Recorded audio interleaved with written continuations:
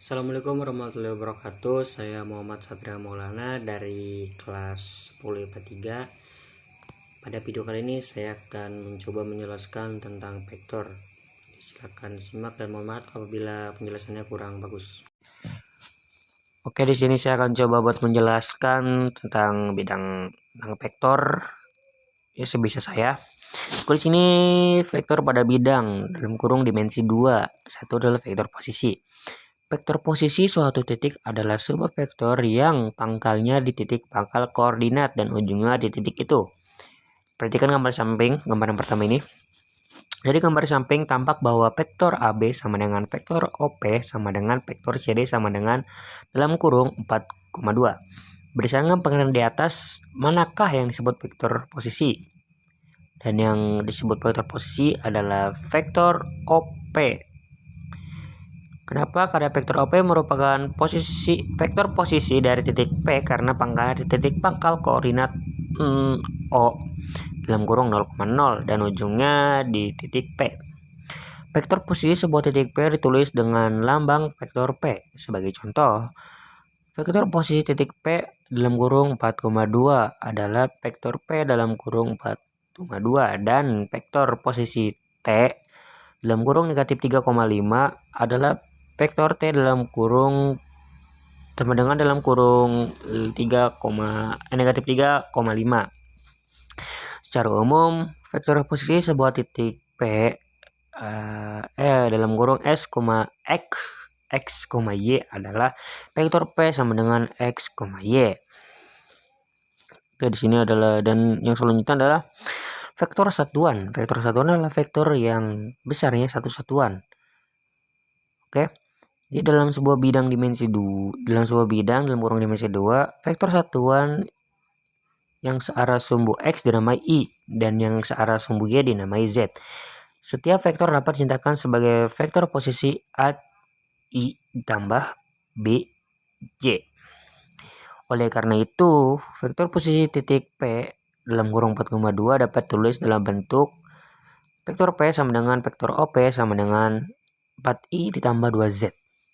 Oke, bisa diperhatikan pada gambar di bawah ini, di samping ini, yang gambar 2.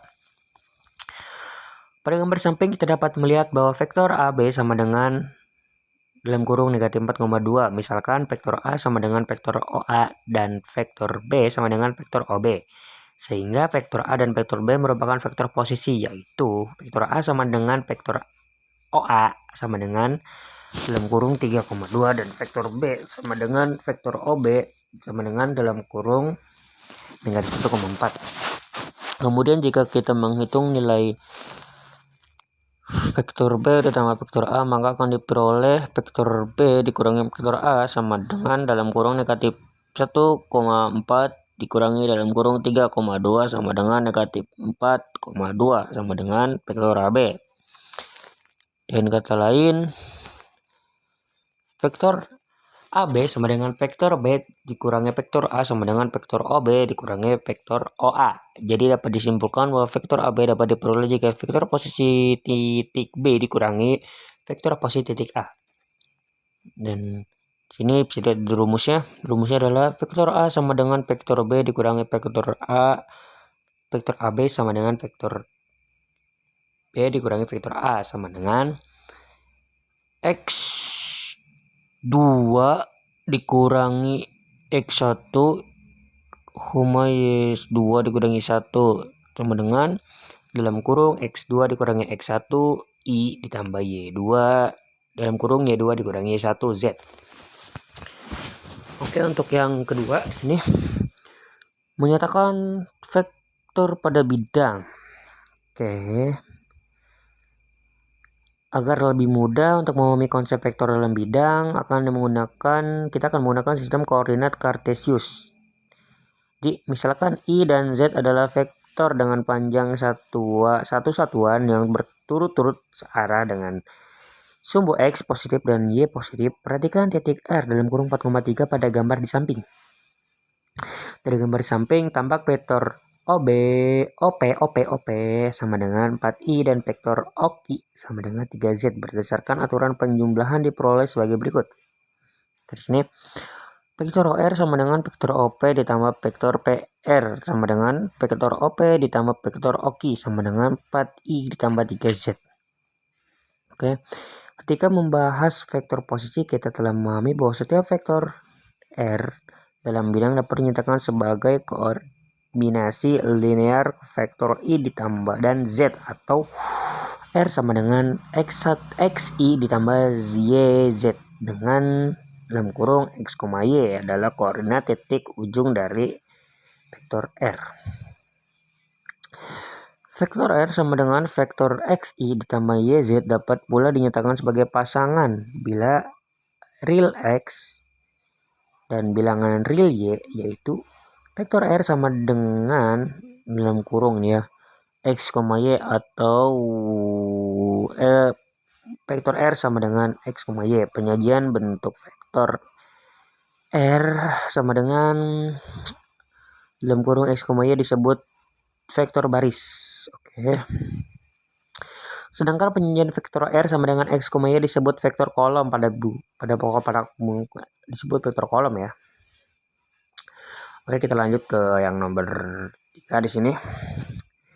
Berikut adalah beberapa sifat aljabar vektor pada bidang. Misalkan pada vektor A sama dengan dalam kurung X1, Y1, vektor B sama dengan dalam kurung X2, Y2, vektor C sama dengan dalam kurung X3, Y3, dan vektor 0 sama dengan dalam kurung 0,0. Jika M dan N bilangan real atau skalar, kalian dapat menemukan sifat-sifat berikut. Oke, di sini ada beberapa sifat, bisa dilihat di modul atau di buku masing-masing. A. Jika vektor A sama dengan vektor B, maka X1 sama dengan X2 dan Y1 sama dengan Y2. B. Jika vektor D sama dengan vektor A ditambah vektor B, maka vektor D sama dengan dalam kurung X1 ditambah X2, Y1 ditambah Y2. Jika vektor D ditambah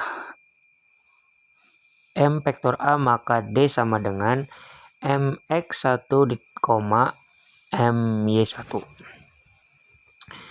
Lawan dari vektor A adalah vektor negatif A. Negatif vektor A atau vektor negatif A. Gitu. Sama dengan dalam kurung negatif X1, negatif Y1. Dan E. Vektor A ditambah vektor B sama dengan vektor B ditambah vektor A. Jadi dibalik-balik aja. Untuk yang F di sini dalam kurung vektor A ditambah vektor B tambah vektor C sama dengan vektor A ditambah dalam kurung vektor B tambah vektor C.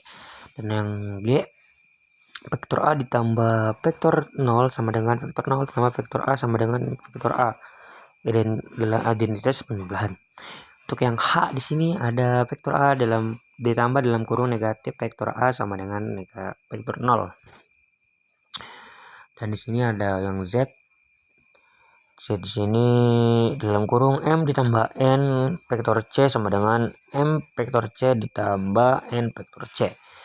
Yang Z di sini adalah MN dalam kurung MN vektor C sama dengan M dalam kurung N vektor C. K di sini adalah M dalam kurung vektor A ditambah vektor B sama dengan M vektor A tambah M vektor B. Itulah. Dan yang I di sini adalah 1 vektor C sama dengan vektor C, 1 sama dengan vektor C. Di sini bisa lihat ini contohnya. Contoh bisa dilihat oleh masing-masing lah ya. Oke, di sini adalah panjang vektor pada bidang, bidang. Oke, di sini. Tentu kalian masih ingat teorema dalil atau dalil Pythagoras. Masih ingat kan?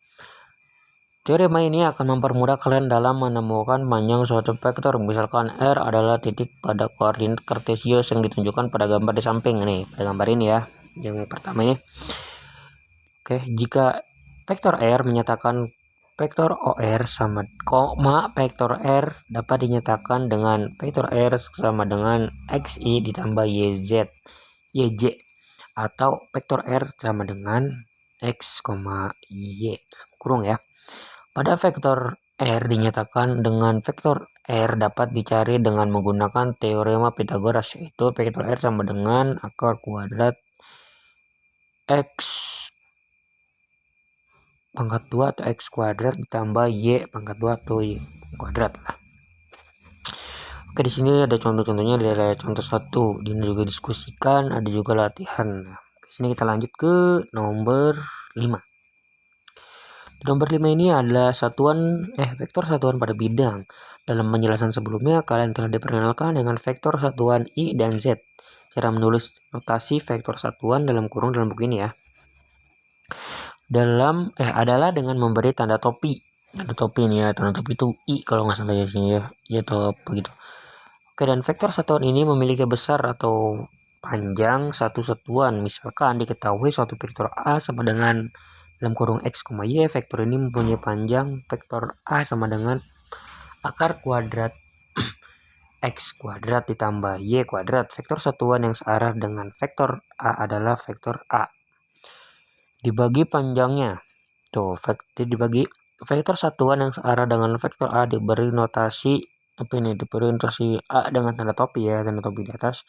Sehingga berdasarkan pengertian di atas berlaku hubungan A dengan tanda topi sama dengan vektor A per vektor A atau per kalau nggak salah. Oke, di sini juga ada contohnya. Di sini bisa lihat masing-masing ada beberapa contohnya. Ya oke, mungkin segitu saja yang bisa saya jelaskan. Kurang lebihnya ya saya mohon maaf karena saya juga nggak begitu pintar dalam menjelaskan. Dalam mengerjakan tugas juga saya tidak begitu pintar, jadi saya mohon maklum. Oke, demikian saja penjelasan saya. Sekian dan terima kasih.